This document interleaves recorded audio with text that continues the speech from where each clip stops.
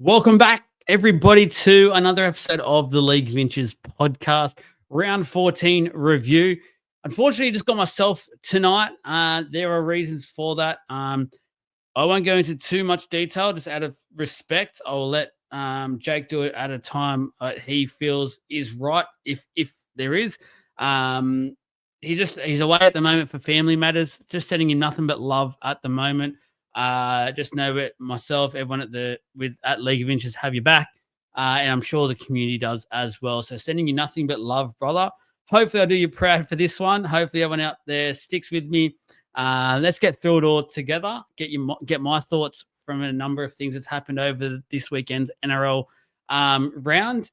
And again, just a shout out to Jake. Hope you and the family are doing okay. Talking points. There is plenty to talk about tonight. AOB, the press game comments that he did make. I want to talk about Isaiah Katoa, his masterclass, and just where the limit is for him at the moment. Because at the moment, when I'm watching him play, the sky is almost not even the limit for him. I feel like he's going to go way above that. The Dragons making the list. That really poor performance. Talking about the Sharkies a little bit, where their season's at the moment. Because for mine, they're almost that DONE done word. The Broncos turn around for Renault's 300. Have a chat about them. Big Papa, big display by the big man. Plenty to talk about for that one as well. Last one, the Galvin influence for the Bulldogs today as well. Adam O'Brien, obviously we did see the post-match comment he made about the fans out there. I probably don't need to go into too much detail and explain the scenario because by now, it's 4 days later, 3 days later. You've all heard, you've all read it, you've all seen it. So I'll just give you my thoughts. I know he came out the day after, apologized, things like that. My opinion is this. The apology saves face. I think that the apology is a very smart move from his behalf. The Newcastle community is the most passionate community in the comp. I've continued to say it. The way that they continue to turn up for this team, they have no right so far with the way this season's going to be turning up in the numbers that they turn up in. And this happens every year for the Newcastle Knights in that crowd there. They live and breathe rugby league in Newcastle. It's a religion there. They revolve their weekend around when their Newcastle team is playing, the Newcastle Knights team is playing, and when their local team is playing. They absolutely love it. To say what he said about this community, what he said about not knowing the game could not be more wrong. They are and I remember I went there last year. They are some of the best fans in the game to actually talk football to. Very knowledgeable people, know the game back to front. Look, they're passionate, very passionate fans, but they're also quite, in my opinion anyway, respectful fans. They do know they won't just blindly say, yep, team's doing great no matter what. They understand it, which I really do respect. So for Adam O'Brien to come out and make those comments up, as I said, it's just blatant, in my opinion, lies. Like like he's obviously hurting and was obviously his comments about he didn't hear it. He was on the way. I don't believe that whatsoever. He heard it. He 100% heard it. I just don't understand. I don't like his reaction from this, and I don't like the save face. I really don't actually like the save face either because the damage is done. Your honest opinions came out there at a moment of weakness from yourself. And I think you've realized overnight, you're seeing the backlash in social media and the comments from your own fans. I think this is the final nail in Adam O'Brien's coffin. I know the save face happened. I know they got the win silly enough. But I think, in my opinion, it's done. Like, this cannot continue. Adam O'Brien and the Knights, that needs to separate now. He's written his own he's written his own wish to depart the club, in my opinion. And if I was the club, I'd be finding ways right now of working out to move this on and to make it happen. Because in my opinion, and Knights fans, I'd love to hear from you on what you have to say here. But I feel like he's lost him now. He's lost you guys for good. And that's in saying that he lost majority of you already. But those last few that were hanging on, I think it's done now. So I'm really interested to hear your thoughts. But I think this is now time to move on. All over Red Rover.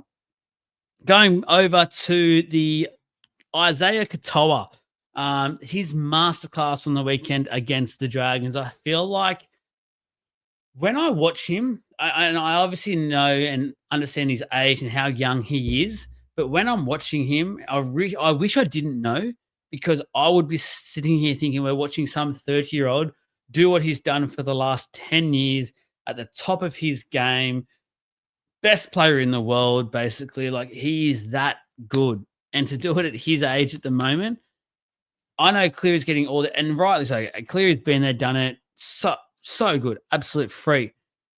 Isaiah Katoa really excites me. I don't want to go over the top here at all. I don't want to be saying things that might come back and bite me on the backside. I'm not too sure. But what I will say here is Isaiah Katoa will be one of the best players in the game if he isn't already, easy in the next year or two. Like, his trajectory at the moment in the halves is ridiculous. And as a New South Welshman, as a New South Wales player for him as well, he's going to have so much pressure on both Cleary and Moses for years to come. I'm very, very excited as a fan, knowing full well that those two will have someone like Katoa pushing them every single game, knowing full well he can come in and do a job, not just do a job, probably absolutely own that moment as well, just for how good he's been so far. You can't doubt him. You cannot doubt him whatsoever. So shout out to Isaiah Katoa. I thought he was absolutely fantastic on the weekend. I think the way the Dolphins play as well, it really helps him, because they just go for it, don't they? They love it. They know their roles, and when they do it well, like they did on the weekend, they're such a hard team to beat. Like, when they're playing like that, they'll beat almost any team in the competition. That's how good they were going.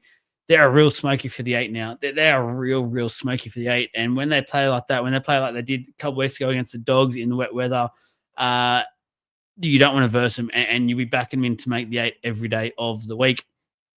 On the other side of the fence, so the Dragons obviously got put on our famous list. It's funny the amount of messages now get after it happens, or when it's getting closer. Team, get that list ready, things like that. Absolutely love it. Love seeing the community get around what we're doing here, what we've built up. Really appreciate you all out there for doing so. But yeah, the Dragons made the list. Now, my question out here for this one is, and Dragons, please let me know in the comments. Help me get through this episode, please. Does that poor game define their season? Like, if I look at things at the moment for the Dragons and rate their season, I actually don't think it's been that bad of a season. Like, compared to what they had at the start of this season, many media personnel were predicting more to be wooden spooners as well. Like, that most people didn't tip these guys to have a good season at all. I think at the moment, I don't like using the word overachieving, but I think what they're doing is they're doing a display at the moment where, look, I guess overachieving has to be the word for what media and what certain people out there predicted them to do. That deserves, in my opinion, all the accolades in there. And I know they've just been beaten by 50. I know they technically can't win the comp anymore. Were they really ever going to win the comp this year? No. They're building. They've got a few really experienced players in there. I feel, and then they've got some really good youngsters coming through at the moment as well at the right time. They've got a decent mix where I can see something happening. It feels like it's happening quite slowly, though. I just feel like this one game doesn't define their season yet.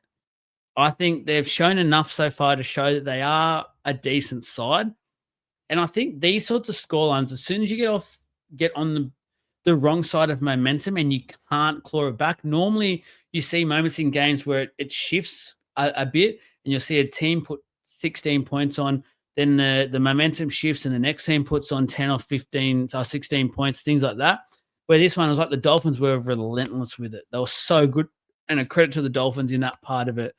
But then I look at it and I sort of go with the Dragons. This was just a game where they hardly got the momentum. It was just all the Dolphins this whole time. So if I was a Dragons fan, I'd be very, very disappointed with the result. I'd be very disappointed in the fact that my season now basically over. We can't win the comp, but there is still definite reasons to turn up, support this team, and to be excited about what's to come. I think there is some really good things coming. The very clear issue we continue to talk about is the halves. Atkinson's coming next year. That can be a huge help. That is next year. keep going with King Tonga. I think there's some bright sparks there with King Tonga. I just look. I know he's the coach's son, but for mine, Kyle Flanagan still isn't quite it at 7. I don't know what they're going to do there short term. Very interested to see what Shane Flanagan's next moves are because that's his son. Obviously, family ties, blood ties. That speaks something. I know people go nepotism, things like that, but for mine, that's your son. You got to protect your son, and at the same time, he would be super proud every week at watching his son run out NRL level. No mean feat at all, but at the same time, for the Dragons, I don't think it's quite working. I think there needs to be a change there. I just have absolutely no idea where they can go with that at this present time. Moving on, the Sharkies got done by the Warriors at home on the weekend. 40 points to 10. 40 points to 10. Credit to the Warriors. I know there'll be some Wasps fans listening. I don't want to skip past what they're achieving at the moment, but they are an absolute machine. I feel like every week everyone's waiting for this team to show that, oh, yeah, that was just a blip in the radar. Awesome to see up the wires. Like now they're going back and they're going back to the pack. Hasn't happened still. Like I think it's about time we start to realize that this Warriors team is the real deal. They're a top 4, not just contender, they're a top 4 side. Like I seriously think they'll end the year now in the top 4. They've just shown more than enough now. They just lost one of their inspirational front row leaders of this team in Mitch Barnett. And this is the display that they turn up and with. Like, there's nothing anymore for the Warriors that, for mine, suggests they're not going to be there at the business end. And I would not want to be versing them either. Imagine if they can get a top 2 spot. If they can get a top 2 spot in this competition, imagine going to New Zealand the 2 times in the final series. That's a huge leg up for the Warriors and something that they'll be going for sure. For the Sharkies, this is the main talking point at the moment. They failed once. Like this is the nostalgic. This is sort of nostalgic with the Sharkies now. The performance against top 4 teams, they just cannot beat these teams at all. And I don't know where it's at anymore because for mine, I'm just at the point where I just have to say to the Sharkies fans, I think they're done for the year. I think they've shown they cannot beat these teams. So, yep, they'll probably make the 8. They'll probably be between 5th and 7th. Let's say that they'll win a fair few games in the lead up. They'll look strong in certain parts, but when the business gets going and it's tough, where were the halves on the weekend? Like this is the huge problem at the moment. Now, Hines, it looked like there was this. They had finally worked it out the other week when they started putting a bit of consistent football together, and Hines was the main playmaker. He was a dominant guy. Sort of took over once again, and it felt like it suited the Sharkies. Now it's like Trindle's all of a sudden stepped up again and gone, no, hang on, this is my team taking over. Like, I don't know if this is a coaching directive. I'm not sure if this is Trindle trying to overplay his hand or something. But whatever it is, whether Fitzy just needs to hurry up and bite the bullet and just say, this is whose team it is, this is who we're working off, move forward, or Trindle needs to take a backward step, swallow his pride, and realize, hang on, this team this year so far has probably looked their best if Hines is dominating, if Hines is getting the ball when he wants it, and just sit back and appreciate the fact that that's best for your team. It's not going to work. Fitzy, Trindle, whoever it is, needs to decide, and it's to the detriment of the Cronulla Sharks at the moment. It's a detriment to their fans, detriment to their team and their club, because at the moment they're going to have another year where they have AFB now laying a fantastic platform. It's all gone to waste. It's all gone to waste, and it's just very disappointing to see, I guess, from a Sharkies point of view. But it is a story that we've unfortunately read a number of times, and we're going to probably read a number of times again throughout the rest of this season. The Broncos turn it on for Adam Reynolds, 344 points to 14. from over the Gold Coast Titans. So rivalry game it was. Wowee. What do we say here for the Broncos? Are they back? That is the question that I'm basically posing here. And I was keen to have a bit of a chat to Jake about this one. I think I'm going into detail enough for you guys. I'm not too sure. I don't want to just babble on about topics and stuff. I feel like I'm talking too much, obviously, just myself here. So, but for the Broncos, I'd need to see it more. I'm not going off one performance against the Titans team that has been diabolical at best this year. They are absolute shit fight. A dog's breakfast, if you will, for the Gold Coast Titans. Not good at all. But for the Brisbane Broncos, I need to see it. Like, this is a once-off, and we know they've had this. They've shown it already this season. They've shown it in round one that they've got this performance in them. We need to see how this happens. We need to see what happens here moving forward, because this needs to be the barrier now. They've got Walsh back. Carrigan's gone back to lock. That seemed to work quite well on the weekend. He's, for mine, was the second best lock in the competition last year, second best lock in the world. I'm not too sure why they overcomplicated that. I don't know what Madge was doing there. Like, there was people out there going raving on about it. For me personally, I didn't really get the whole Payne Haas and him up front. Awesome. Like, you need Carrigan doing his thing still to balance this team out. Did that on the weekend perfectly fine, but I do need to see it moving forward at a consistent level for the Brisbane Broncos. Who knows? Let's see where they go from there. But credit to where credit is due. Walsh made a huge difference, I thought, on the weekend. There's plenty of critics out there, probably myself included, in a way. He only turns up every now and then as well. I think his consistency has been his problem. It's been his problem ever since he got hit in Origin by Suoliti last year. He's got to find that consistency now. Same with someone like Staggs. Staggs, for mine, I understand what he can produce, and I understand when he does that, he's one of the best centers in the game. He's just, again, not consistent. Like, it's just a common word we're using here for the Broncos that you can put the whole organization in a bubble for. Not consistent enough. Not consistent enough. They need to lock this in now. This needs to be the platform. Go from here. Keep this consistent out. This is it. They can play finals football. This next month, though, is a huge month of football for the Broncos to decide what they're about this year. They make the 8. They can play like this. They'll have a lot of teams worried. I'll tell you that right now.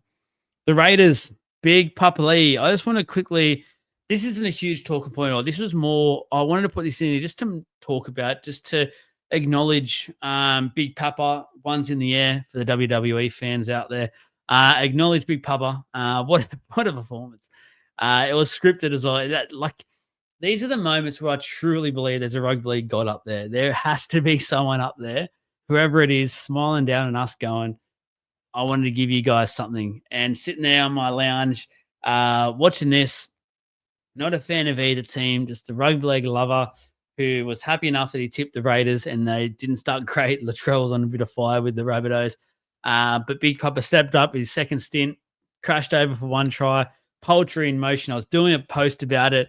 All of a sudden, they're going off again because he's done it again, just as I hit upload. So 2 tries and then kicked the conversion as well. Like, it was just poetry in motion. Movies don't go this way. Like, there's stuff that is scripted on purpose that doesn't result the way this does. This is natural. This is beautiful. This is why we love this game. So Big Papa, the Raiders, well done. Congratulations to Josh Papali'i on a serious note as well for breaking that Canberra Raiders record for most games as a Raider. Very well deserved. I think we all have, especially probably the most recent times where Ricky's let us in a lot. He's shown us his emotions about things, and this Papa was one of them. And seeing what Papa does, writing any sick child's name on his wrists and stuff, he plays for them every week. Like, those little touches just show you what sort of guy he is. And this week, every radio interview I heard that was about him, anyone talking about it or a post, things like that, always about just how good of a guy he is. He's one of the best men in rugby league, if not the best, most kind, gentle soul. And you see him on the field, you think, yeah, right. But I start to generally believe that now. So huge credit there where it's due to Josh Papali'i. Absolutely sensational game. Lastly, Lachlan Galvin. The influence he had on the Bulldogs over the Eels today was notable, I felt like. Yes, I think he got to come on at a really good time. I think this provides a lot of excitement for Dogs fans, and rightly so. But all I will say is he came on at a time where the Eels had just got bashed, like territory-wise, possession-wise. They were just camped in their end, defense on defensive efforts on efforts. And at that time, the Eels were holding strong. But even as a Para fan, I knew that we were about to crack. I could tell. And Serraldo, great coaching, brought him on at that moment. And it was exactly the right time to do it. Unfortunately, as a Para fan, hated seeing it. As soon as I seen him get one coming on, I thought, here we go. It's not going to happen now. And it did. So I think it's going to be great for the Dogs as a whole. I think everyone's talking about Sexton. I think this is Reid Marnie that's going to go first. I think Sexton had a bit of I like Sexton at 7, to be honest. I actually really like what I've seen there. Again, I know that was all on basically they're running downhill. They're not going to get this every week. I will hold my judgment until I get to see this Lachlan Galvin play in the team for an 80-minute performance to see how it works overall. But so far, from what I saw, very good reasons to be excited if I am a Canterbury Bulldogs fan. And I think Burton was absolutely massive today. Burton was sensational. Overshadowed everyone, to be fair. He overshadowed everyone. But I think Lachie Galvin came on. All the spotlights were on him. Every bloody box before the game, they couldn't go a minute without mentioning him. And he probably lived up to it. So well done to him. Well done to the Bulldogs fans as well. Well done to the atmosphere that was there. It looked like a sensational game and atmosphere on TV. Despite the weather, you all turned up. So that's great to see. I think when these Western clubs are on fire, I think it's fair to say the game is doing extremely well and on fire. And we've seen that at the moment with some of these crowds that are turning up for Bulldogs versus Para, Bulldogs versus South. There's a recurring theme there. So when certain teams are doing well, the crowds will flock, and some of these big stadiums are good to use. But yeah, rugby league again, I think has been the winner for this podcast. Hope you enjoyed it. Again, please like, subscribe, all that sort of jazz. Huge thank you to our major sponsor, now the Caxton Street Brewing Company. See them on the corner there at Caxton Street. Go in for a feed. Delicious food, great beer, great tap beers. You name it, it's there. Please go ahead, go there. Take a seat. You'll see us there. There's a competition at the moment going on for Game 2 watch party. Watch it with us, the League of Inches crew. I think myself and Trav are going to be turning up there on behalf of League of Inches. You come and watch the Game 2 with us. Going to be very passionate for sure. A lot happening there. It's going to go unlimited for 2 hours. Wings and basically majority of the beers, wines, and non-alcoholic drinks as well. Go on the social media, though, to find that one on our page and make sure you enter to win. Thank you very much. Please go ahead, give us some love. We do really appreciate it. Like, subscribe, all that sort of jazz wherever you're listening or however you are listening or watching. And we'll see you for the next episode. Thank you and goodbye.